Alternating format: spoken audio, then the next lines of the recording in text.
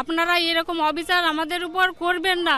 আমার অবস্থাটা কি জানেন? এখন এই অবস্থায় আমার মেয়ে কিডনি পেশেন্ট, প্রত্যেক মাসে 10 থেকে 12 হাজার টাকা মেয়ের ডাক্তার ফি লাগে।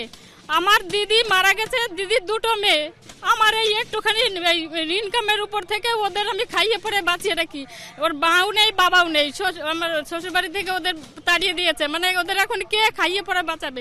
এই সামনের মাসের 29 তারিখে আমার মেয়ের ডাক্তার দেখানো আছে। এখন এই রাতের ঘুম, আমার ঘুম খাওয়া কিছু নয়, মেয়েকে বাঁচাবো কি করে? আমার মেয়ের 22 সাল থেকে কিডনি পেশেন্ট, সারা এই 3-4 বছর ধরে এই ওষুধের উপরে খেয়ে বেঁচে থাকে আমার মেয়ে। এখন আমার চিন্তা, আমার মেয়েটা কি করে সামনের মাসে ওষুধ কিনবো আর ডাক্তার দেখাবো, কি করে ওকে বাঁচিয়ে রাখবো? আমার কান্নাটা সবাইকে বলছি, আপনারা আমাদের উপর সদয় হয়, আমাদের সবার উপরে। প্রত্যেকটা পরিবার আছে, সবারই কিছু না কিছু এরকম সমস্যা আছে।